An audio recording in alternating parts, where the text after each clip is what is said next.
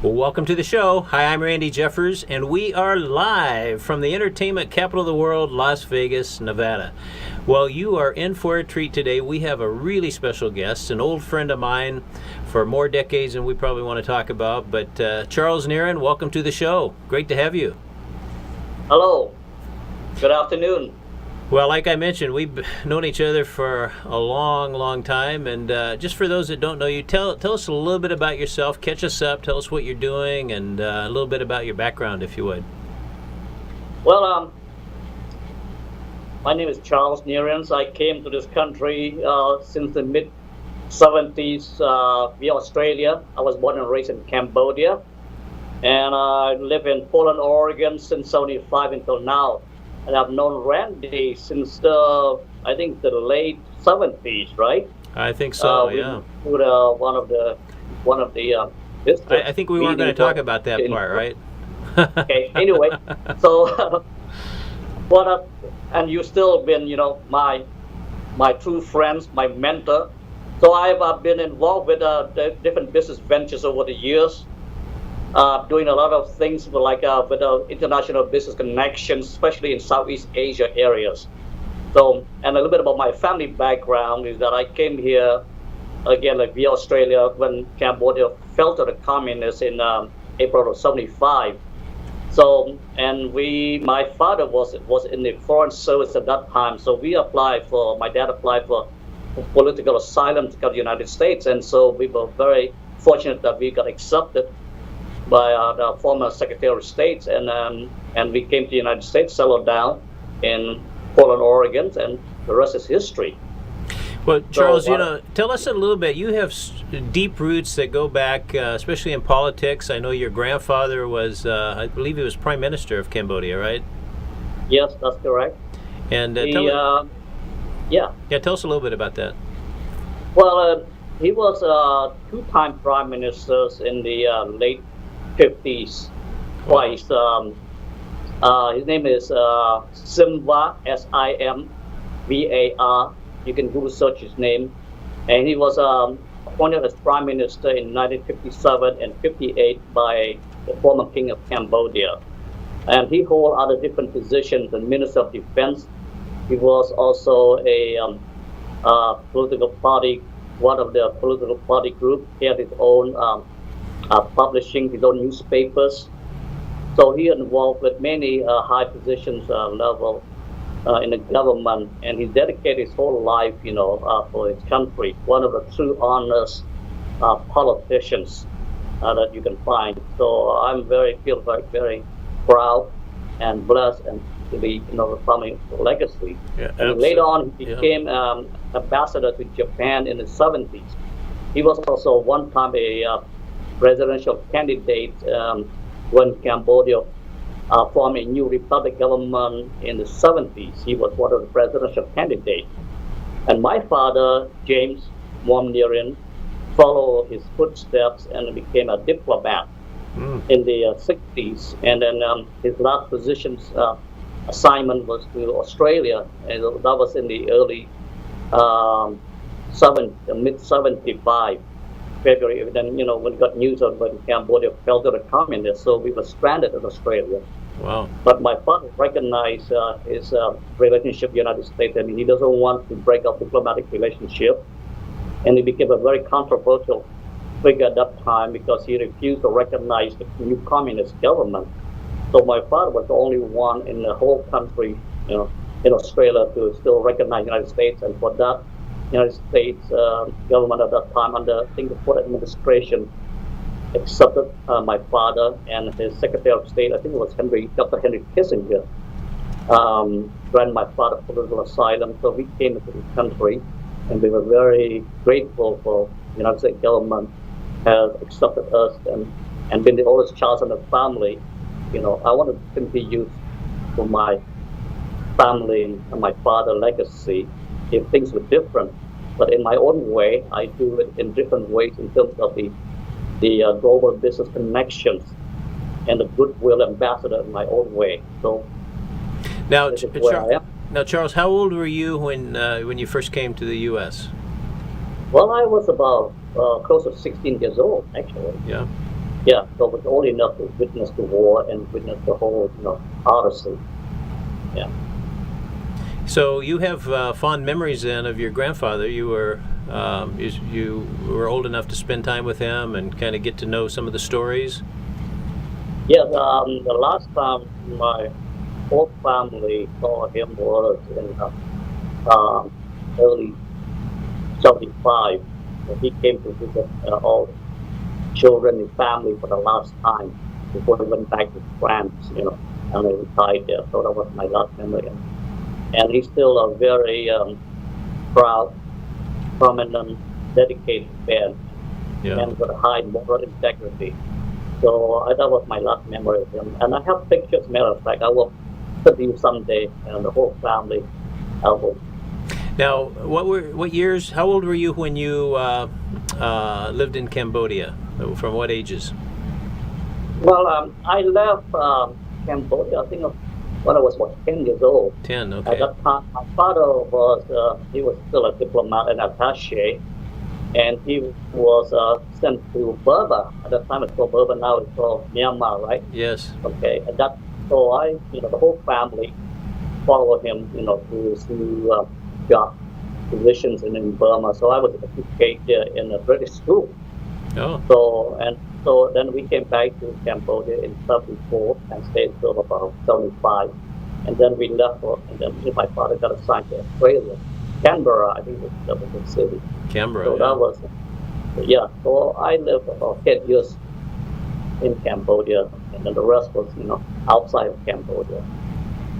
And now the United States is my adopted country, my home, my root.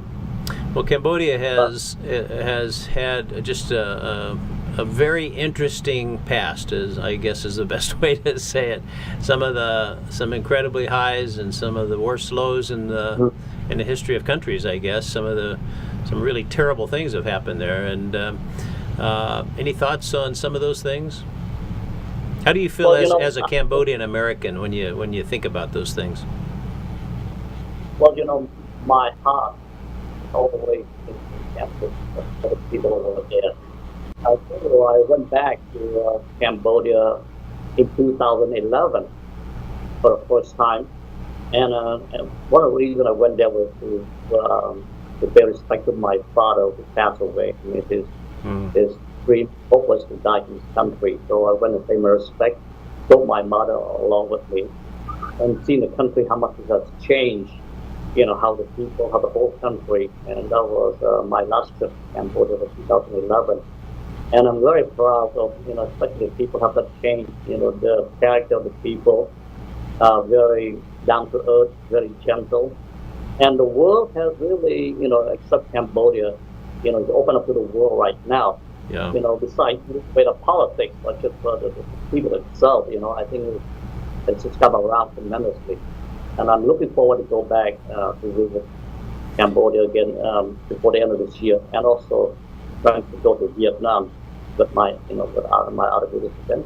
So, now I understand. But I'd love to see one day. Yeah. Vietnam is pretty open for Americans now for travel, right? And is Cambodia as well? It's pretty open to very Americans. much. Yeah. Just in Cambodia, just like Bangkok, just like Thailand. Yeah. Difference is Thailand is a much bigger country, bigger scale, but the country is very open. Yeah. It's very open. One beautiful thing about Cambodia was that all civilizations has been rediscovered recently, and one of the most attractive tourist attraction sites was Angkor Wat, one of the seven wonders of the world. We have, I think, about 2 million visitors per year. As a matter of fact, it was voted, according to the TripAdvisor, the significant landmarks 2 years in a row. Wow. So I'd love to see you, to go there, personally take you to visit. Well, we've talked about that for a long time. I can't wait to do that. But that would be a highlight of my life, I'm sure. Yeah. You've been to Thailand, right? So Cambodia is just across the border. Yeah, I just got back from Thailand, as a matter of fact, just recently, and so that's pretty close. But it's still not Cambodia. But I look forward to doing that sometime soon. Now, I know that you have been very active in the Asian community in the Portland, Oregon area. You founded, I believe, a Southeast Asian organization. Is that right? Yes, in the mid 80s, I was one of the founding members of association called Cambodian American Community of Oregon. There was 13 founding members. I was one of Ah, them, uh-huh. and the organization is still active today. And we did a lot of work in terms of building friendship, reach out to different communities.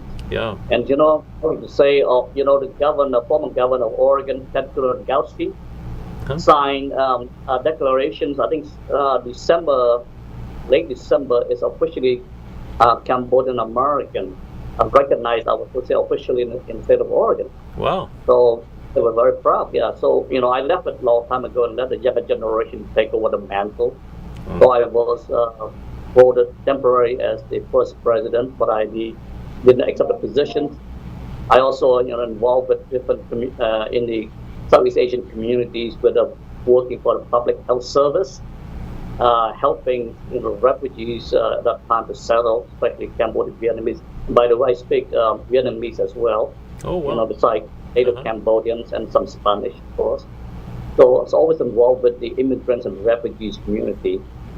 And then when I ran into a dear friend of mine who opened up my introduced me to different businesses where I met you. And so I doing switch from social service into the entrepreneurship and business side, which this country has really inspired me, to become an entrepreneur.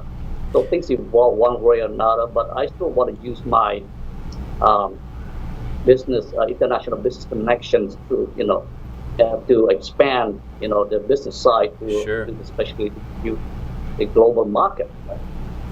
Yeah, absolutely. Now, you know, because you've helped so many people, and I know you've done this for so long, for so many years, and it's got to be just a great feeling to, just when you're out and about in Portland, you got to be running into people all the time that just think that, they are able to even just exist because of you, because you helped them in the beginning. Got to be a great feeling, isn't it? It is, Randy. Yeah. It is to see a younger generation today. Yeah. They have enjoyed. We kind of laid the foundation, the platform for them.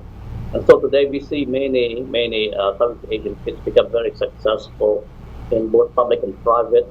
And when we first came here, like the first generation, like all immigrants come to this country, we just got to pave the road for the next generation. You got to do what you got to do. I was proud to be one of the members to do that. So Portland's still my home, my roots. Yeah. And I'm still doing this every day. As a matter of fact, I'm also working for a private attorney as a case manager, helping promote legal service to the immigrant community. And I'm still doing that today. Today we see immigrant refugees from Central Africa regions like Somalia and Sudan.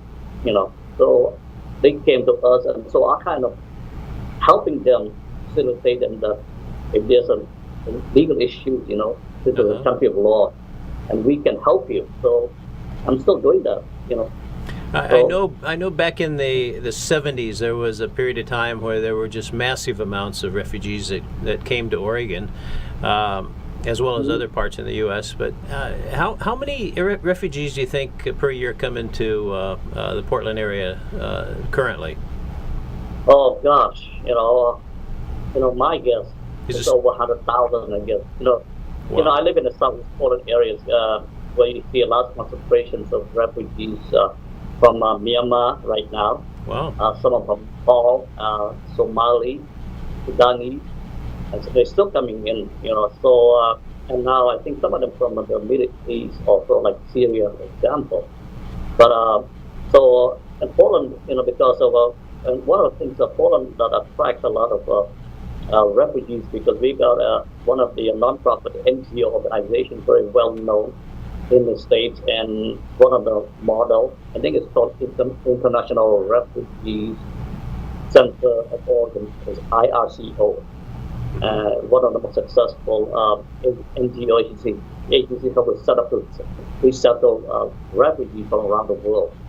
And that's one of the reasons that Oregon's, attract a lot of newcomers over here. So and I've known, some of the executives who work over there, who are former refugees, Cambodian refugees, who run that organization. Now, how did your family come about going to Oregon instead of some other place? How did that happen? Well, good questions. When we first arrived here, as Southeast Asian refugees, we were placed in the refugees camp, military camp, before we were allowed to settle. So all of us, we were put in. We arrived here. We were put in Camp Pendleton. I think there was only 2 refugees camps set up to process Southeast Asian refugees. You were in a refugee camp here in the U.S. in Camp Pendleton down by San Diego. Yeah. Yes, Wow. sir. Yes, Camp Pendleton, and also another camp. I think was Fort Chaffee in Arkansas. Uh-huh. So we stay in Camp Pendleton for a couple of months. In order to get out of the refugees out of the camp, you got to have a church sponsor. Oh. So at that time, there was one of the well-known church sponsor group that processed, Southeast Asian refugees. I think it was Lutheran Church. So Lutheran Church was sponsored us out. So we didn't know. My parents, at that time, didn't know which state. Sure. This is a big culture shock to us. Yeah. We know the United States, but we don't know Oregon from New York or Arkansas. Right. So Right. we just pick Oregon, and then we settled in Tigard, actually. Tigard, And the church, Lutheran Church, was based in Tigard, so they sponsored us over there. So I think my family was one of the first Cambodian refugees settled in Tigard. Wow. Yeah. So your we father, Tigard, your father was a diplomat. Did he get any special treatment at all, or was he just like everybody else? Oh, actually, we got no special treatment. We're just like everybody else, Wow. regardless of social status. We're all in the same boat, Randy. We're all in the same boat, but we were proud, that to come and settle in the U.S. So we start from zero. Wow. All our way up. My goodness. Well, what memories you must have. That what are the what are the odds that you could be born in Cambodia and have all the experience in all those countries that you've had, and then end up in Portland, Oregon? It's just amazing. Well, my mom is a very strong faith person. She prays a lot, and when I was about 5-6 years old, I had a dream that I want to live somewhere in the West. And I guess one of the people that I had a dream to settle one day in the U.S. I guess my dream came true. So, I guess the rest is history, I guess. So, Yeah. And we were very thankful, Randy. Absolutely. It was a wonderful people. Yeah, absolutely. Well, your family, you are such a great example of success. You've had a number of successful businesses. I know your family was involved in the jewelry business for a while, right? Yes, as a matter of fact, yes. My mother, Mary, she's 86 years old right now. She's still active, Mm-hmm. around. And she was the one who inspired me to go into business, actually. He said, there's nothing greater than being your own boss, control your own destiny. And when she started opening her little jewelry store in Southeast Portland in the early 80s, 70s, and I was helping her run the business, being the oldest child in the family. And so we ran a business, with nothing, with no help from scratch for about 5-6 years old, for 5-6 years, So, and that kind of opened up my vision, my mind, that the small business owner, the American entrepreneurship, which is alive and well. So that's what she inspired me to become a business person.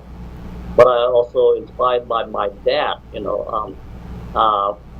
diplomatic background and my grandfather. So I kind of fused the two together, kind of like a two hybrid concept. Right. And that's what I'm doing right Well, now. you've done really well at that. Now, I must tell everybody that you and I have known each other for many, many years, as we mentioned, but you've always been a bachelor since I've known you, and so maybe the most eligible bachelor in all of Portland. So if we have any takers out there, they could just contact you, right? Oh, Randy, you get me into trouble again. You know what? Speaking of bachelor, whenever I go to a wedding, Cambodian wedding party, Yeah. we have time privately. We joke among each other. So we call each other Sam, stand for single Asian male, and that's me. Sam, single So, Asian male. Yeah. Sam. And all my friends at the wedding say, "Hey, your name is Charlie. Why do they call you Sam?" And that's what they're referring to. So the Asian club, single Asian man, I say single Asian male. So Yeah. I'm still available, single and available. As a matter of fact, Randy, since you're touching up about being single, you know that I'm in the process of putting together an international dating Really? website. Wow. It also has the aspect of a marriage matchmaking concept. I've been asking by a lot of people from Southeast Asia to help them Uh-huh. to people together. So I thought, hey, this is a great idea, to bring people of different culture together. And it's a very popular trend right now. The dating website, marriage matchmaking website, is exploding right now. So I feel like maybe I should do something for good for both sides. Bringing people together. Yeah. So I'll let you know. I'll keep you posted on that. Well, I know that especially a lot of people that came to this country as refugees, a lot of ethnic communities in the past have been very sort of closed, where the older generation, they just didn't want their kids stepping outside of their own ethnic group. But all that's changed now, hasn't it? A lot of openness now. Oh yes, tremendously. It's changed. Yeah, it is. We still there's still a big generation gap. Yeah. But the older generations, like my parents, they begin to accept. They pretty much settled those, especially who came from the war era, from the mid-70s. So they kind of accept right now. For the first 10 years when we came here, there was tremendous adjustment. To go through the cultural shock. But now I think they're willing to accept. And the children, are growing up as mid-adults in their 40s, 50s. Yeah. Pretty much kind of carrying the torch, and they have the children of their own. So it changed tremendously for better. Yeah. I think. Tell us a little bit about the Cambodian culture. It's similar, I guess, in a lot of ways with most of the Southeast Asian countries. There's some similarities, certainly. But what are some of the things that makes it really unique?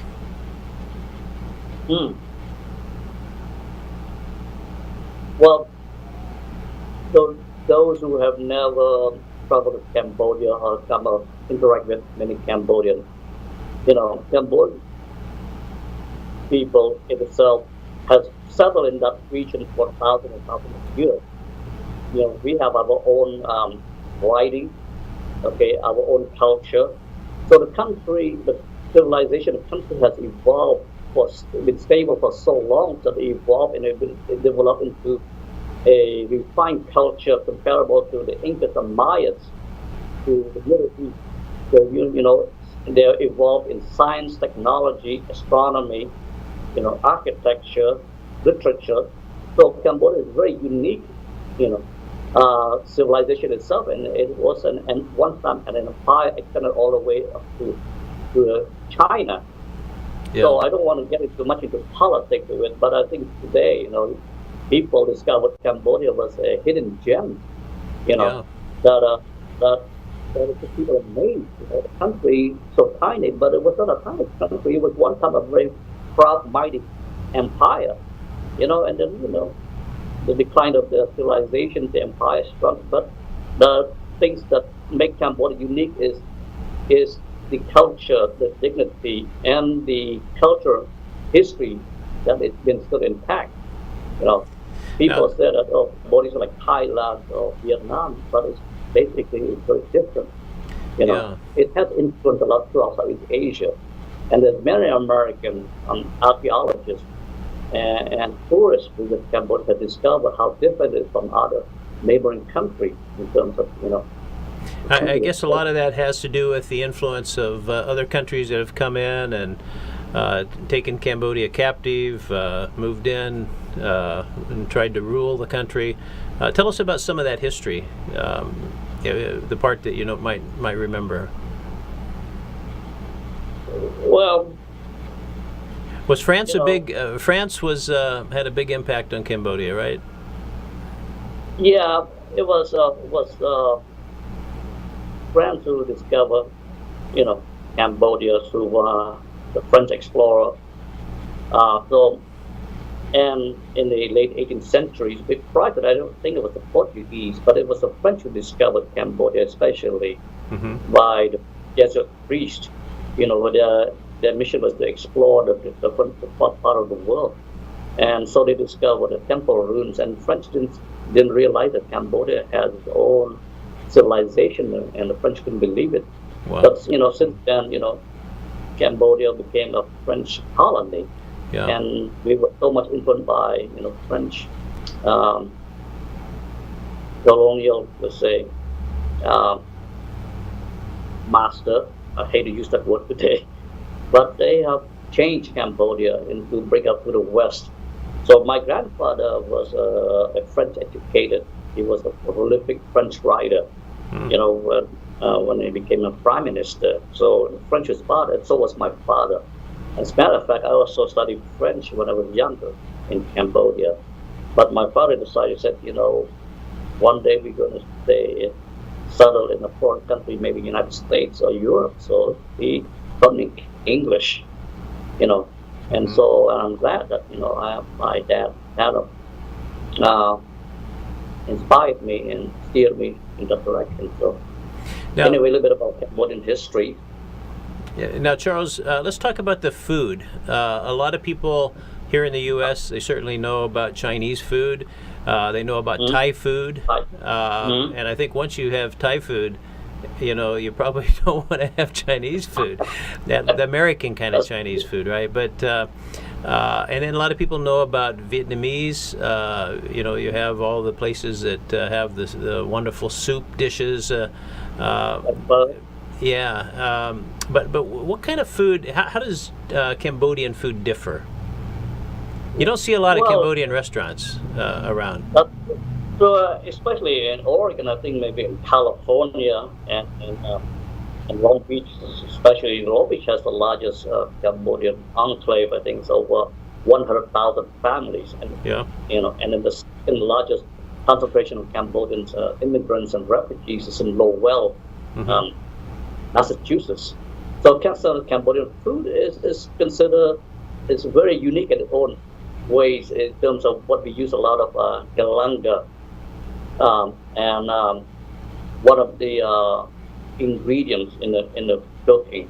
So I tell you, the best source for you to check it out is called. There's a book written by a dear friend of mine, passed away. He considered the authority on Cambodian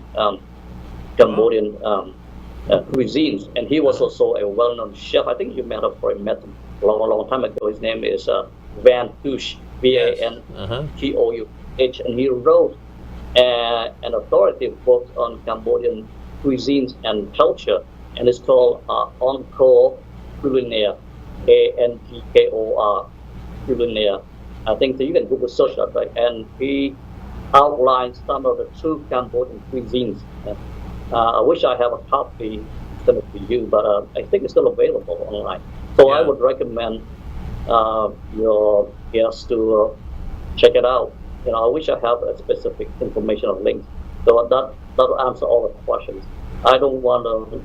I can only share with you what I know, but I'm not an expert in that field. And I think Chef Van Touche, he is the person I would recommend to check it out. Now, in Cambodia, let's talk about religion for a little bit. In Cambodia, because of the communists, it's probably sort of anti-religion, right?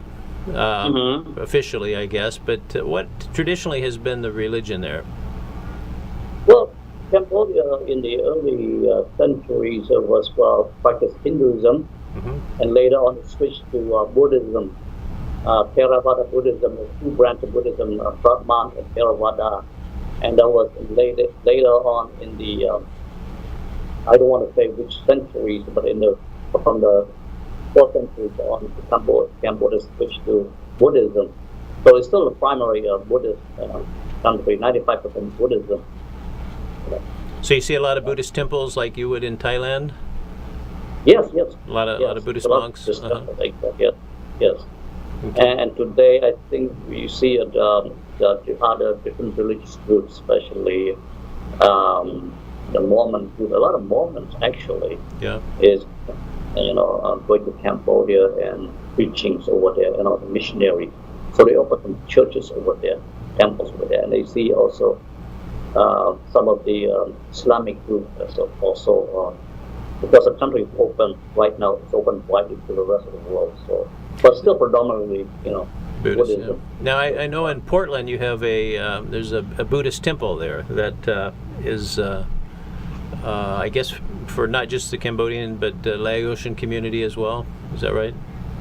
Yeah, yeah. Oh, well, I'm proud to say that in the mid '70s, the Cambodian elders came together, Hmm. decided to raise funds and build a temple for the rest of the Cambodian community. So, and it's still the one temple in the state of Oregon for the entire state, and it is in Westland actually, the border of Westland and Lake Oswego.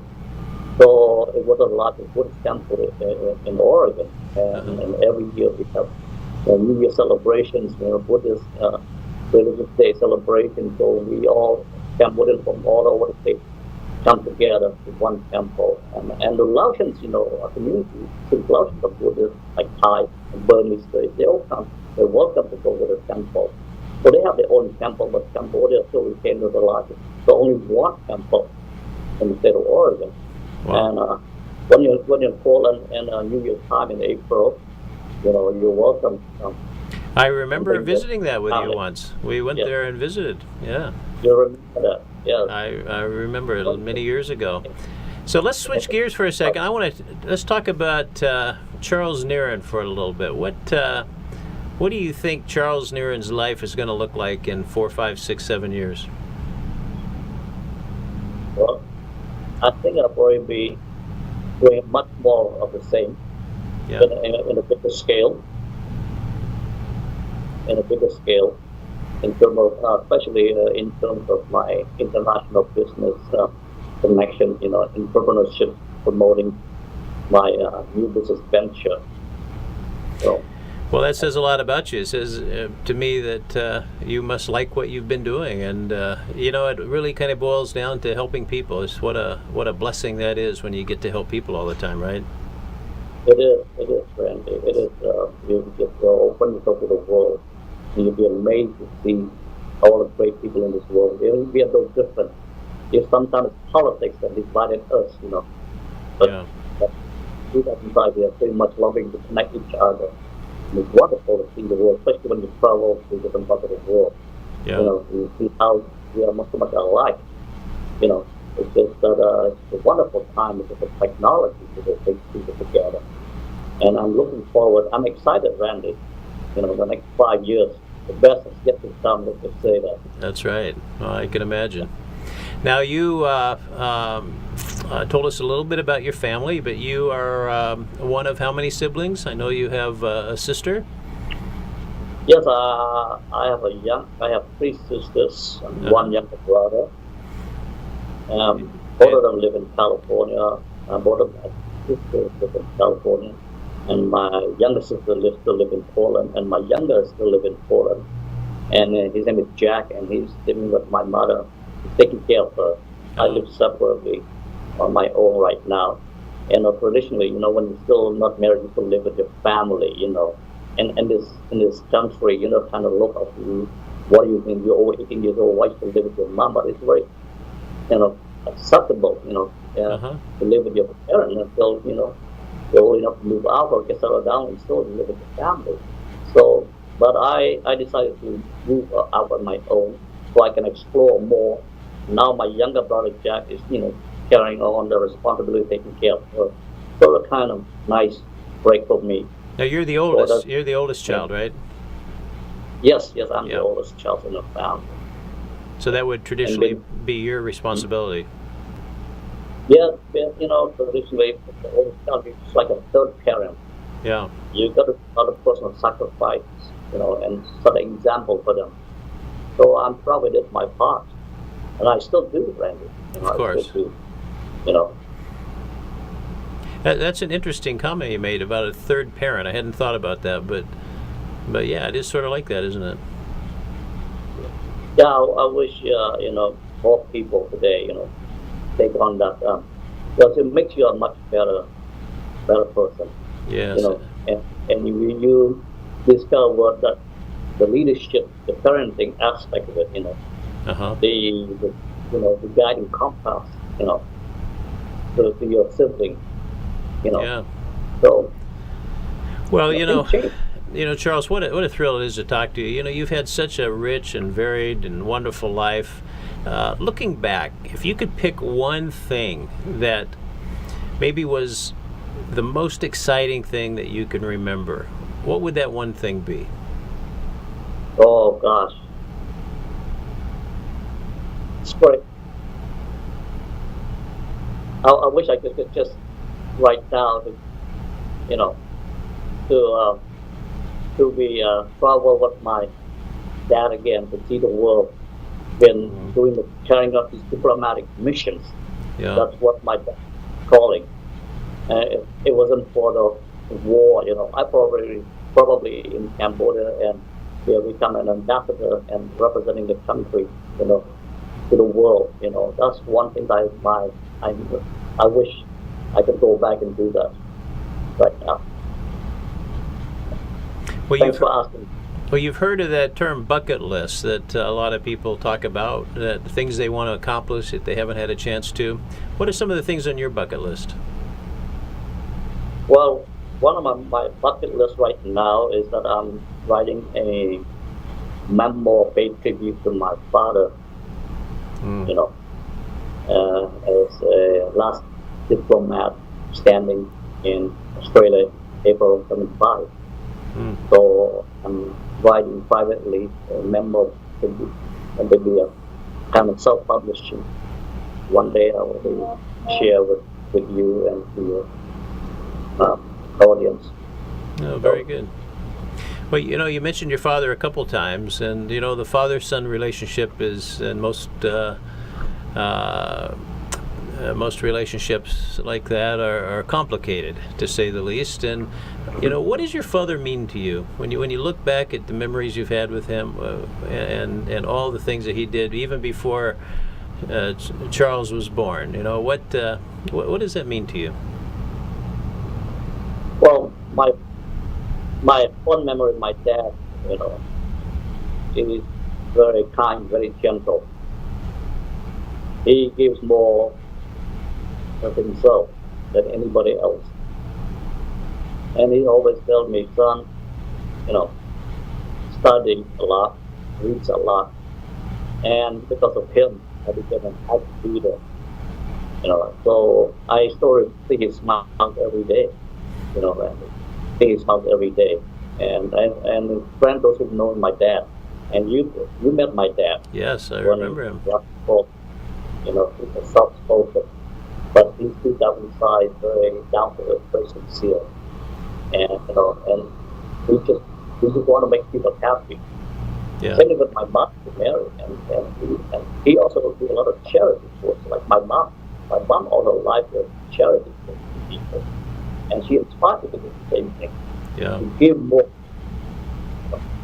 Good work. What we are struggling is nothing compared to people around the world who have less than what we have. Yeah. You should be very thankful of what we have, Randy.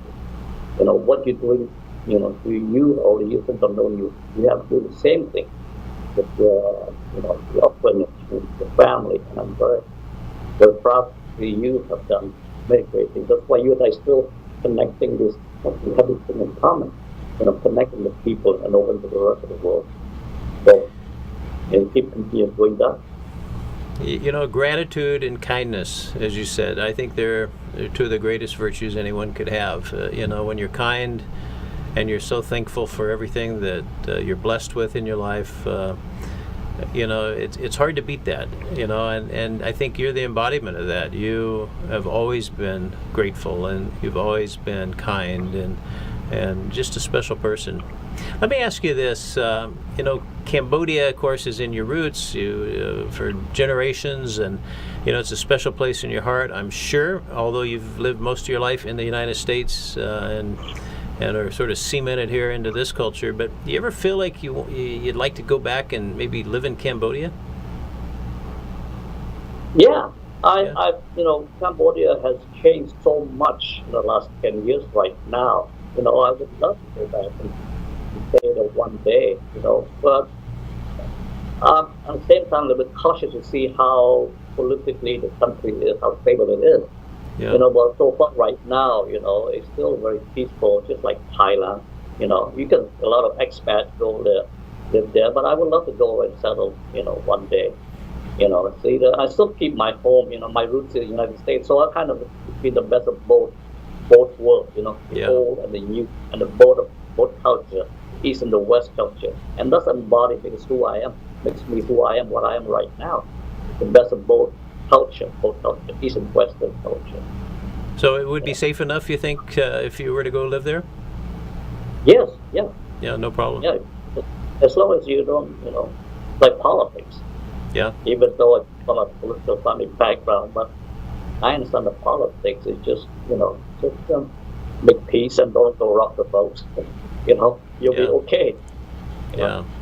Well, Charles, it's just been just a delight talking to you. We only have a couple minutes left, but you know, you're sort of a wise old philosopher, and I mean that generically speaking, not that you're old, but what advice do you have for those listening to us today? You know, how do you get along in this society? You know, there's so much turmoil going on. All we have to do is turn on the news, and we just see people just sort of at each other all the time. And you know, what advice do you have for people? Well, for the younger generations, I think they need to um, listen more to the elder and be more humble, regardless of how educated you are, how knowledgeable you are. You know, there is a reason. You know, I was inspired, you know, by older friends, older folks all my life. You know, and I am what I am because of them, and I want to pass on. And today I see a lot of young people today are very, what do you call it, open to the rest of the world. So I advise them is to, especially read a lot, Yeah. travel a lot, okay, and experience different culture, interact more. Yeah. I don't think we have to say that, you know, I've seen, you know, right here in Poland, people, you know, young people today, you know, just discovered, you know, they don't think like you and I think that time, you know, when we rediscover each other where we come from. Today it's very, you know, very natural. So my advice to them is just, you know, listen more, be humble, especially, okay, and keep an open mind, an open heart, and Yeah. give more. You know, that's all I could share. You know, And we maybe, only live in the world, you know, on this planet. yeah. Live a legacy. I tell you, Randy, let me add one more thing.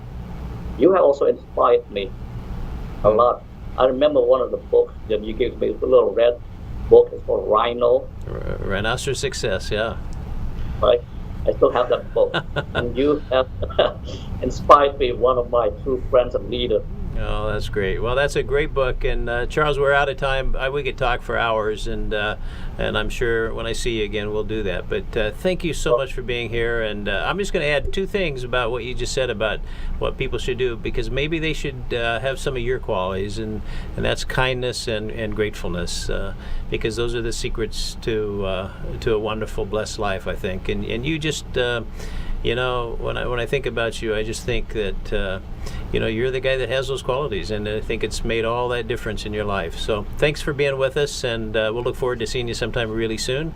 And for those of you watching, thanks for joining us, and we'll see you next week, same time, same station. Bye bye, everybody. Thank you. That's all. Bye bye.